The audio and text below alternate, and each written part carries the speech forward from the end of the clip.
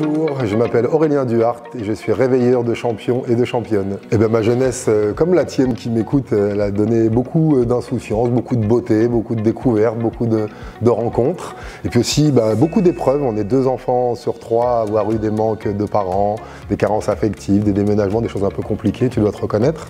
Donc c'était un mix de ça, cette enfance. Et j'avais choisi d'adhérer qu'à la partie blessée, qu'à la partie fragile, qu'à la partie désespérée, parce que c'était ce qui vibrait autour de moi. Donc l'enfance n'était pas super joyeuse, beaucoup de déménagements, un peu de famille d'accueil. Donc un enfant instable, fragile, un peu introverti et qui avait peur du monde. De manière consciente, j'ai grandi dans des quartiers populaires.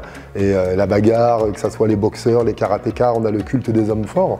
Donc effectivement, il y avait ça dans mon quartier, il y avait des anciens, des grands qui pratiquaient. Ma mère était fan de Bruce Lee. Ma mère à Dakar allait voir à l'époque 3 films pour 10 francs, je crois même à Barbès pour 1,50 €, les films de karaté. Donc je pense que j'étais baigné dans tout ça. Dans les années 70 aussi, il y avait la Blaxploitation, tous les films à connotation un peu soul. Il y avait toujours une scène de bagarre, les Black Dragons, tout ça. Et puis je crois qu'à l'intérieur de nous, on a cet élan-là. On a un combattant, on a du feu, on a de l'agressivité, de la colère, des tensions. Et il faut un lieu pour l'exprimer. J'ai découvert le karaté de 13 ans à 17 ans et j'étais un pratiquant, on va dire, moyen. Et j'avais envie d'exceller, j'avais envie de briller. Et j'ai regardé une de mes amoureuses qui était au karaté et qui était descendue en bas au gymnase au basket et je la voyais à travers la grille l'année d'après. Et j'avais envie de tester le basket, c'était l'arrivée de la Jordan Mania vers 87-88 par là. Et donc j'ai pris un ballon, j'étais sous le playground et là, révélation, j'étais bon. Je crois que la synthèse des 17 ans passés avant sur quelque chose que j'aimais vraiment, parce que le karaté c'était pour faire, il n'y avait que ça à la ville, quoi. J'avais pas vraiment choisi, alors que le basket c'est vraiment un choix personnel. Donc ça a été la réussite de faire quelque chose que les basketteurs pros seuls américains faisaient et quelques pros en France, le fameux dunk qui maintenant est très courant en 87-88, il n'y avait personne en dessous de 2 mètres qui le faisait. Donc nous, quand des petits cas de banlieue, on touchait l'arceau, on arrivait avec 1 an de pratique à faire des mouvements identiques à des professionnels, c'est super valorisant, quoi. Et puis en 1 contre 1, on allait se déplacer sur les playgrounds. À Birakem, il y avait les joueurs pro américains qui faisaient une 2e carrière en France. Donc se confronter sur le terrain face à eux, ça a vraiment développé la confiance et c'était une grande passion. Et là, il y a une équipe autour de toi et donc on voit vraiment les égos, les personnalités, l'intérêt de faire vivre et gagner l'équipe et pas que toi et ta perf personnelle, ça c'était chouette. Qu'est-ce que ça m'a apporté d'autre? Les déplacements, on jouait dans pas mal de banlieues, on se déplaçait. Le goût de s'intéresser à la NBA, c'était 1 fois par mois. Et je rappelle à la génération qui me regarde, le film porno et le basket, c'était 1 fois par mois. Donc ça avait plus de valeur, il fallait s'organiser, il fallait prendre du temps, trouver quelqu'un qui a le décodeur. Donc on avait une sorte de quête, il y avait un Graal, quoi. Et d'aller commencer à apprendre les commentaires en anglais, donc apprendre de nouvelles langues, aller voir le style américain différent aussi. Puis un peu ce mythe de rêver grand, quoi, voir ces salles pleines. Et puis beaucoup d'enfants des quartiers là, qui arrivent par le sport et aussi les études à se faire une vie meilleure.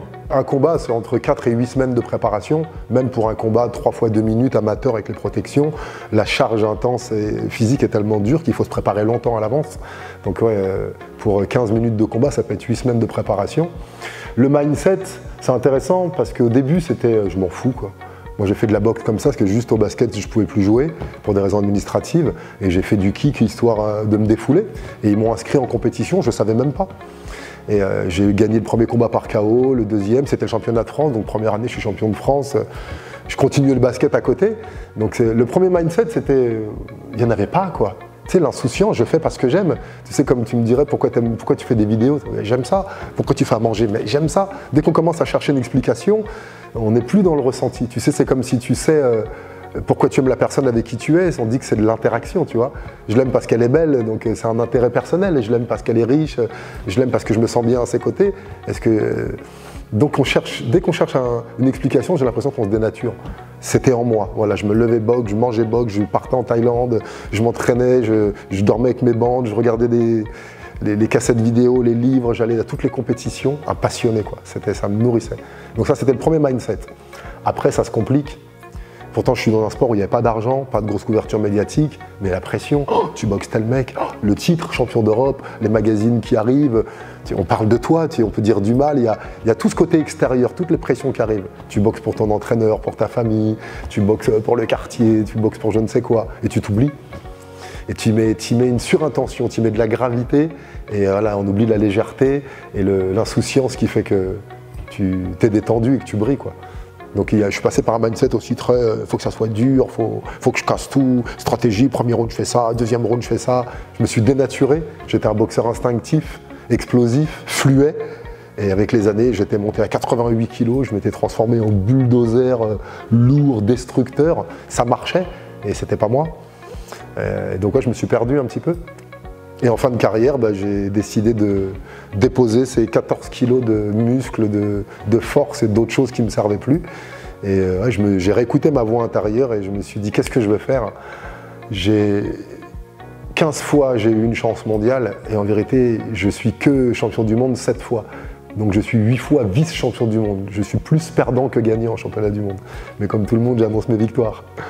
Et donc je me suis dit, tiens, qu'est-ce qui a fait que j'ai perdu? Et à chaque fois, c'était des causes personnelles. Une séparation, une dispute, ou même des événements heureux qui prenaient toute mon attention, la naissance d'un enfant, un déménagement. Et je pensais qu'on pouvait dissocier le perso et le pro.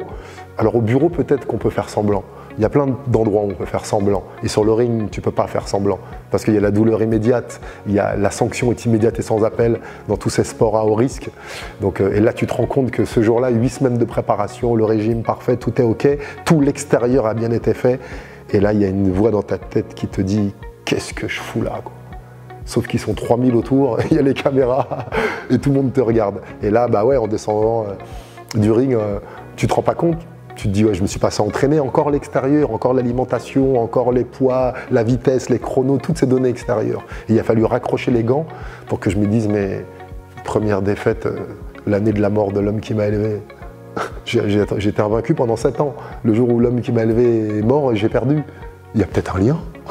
Donc évidemment, et donc j'ai fait tous ces liens entre mon agenda personnel et l'agenda sportif, et bon sang, mais c'est bien sûr. Et je suis remonté avant, encore dans ma petite enfance, dans ma vie de couple, dans plein de choses, mais bon sang, mais c'est bien sûr. Tout est ce résidu des 3 premières années de ma vie où je me suis construit autour de moi, j'ai intégré que j'étais pas à la hauteur, j'étais pas capable, ça devait être dur, qu'il fallait se battre, et toutes ces injonctions auxquelles on a adhéré. Je vais conclure par 2, et même si tu n'as pas vu la conférence, je vais en donner 2 si tu veux bien. Le premier, c'est « fous-toi la paix ». Pas besoin de développer. Hein. Et le deuxième, ralentis de temps en temps.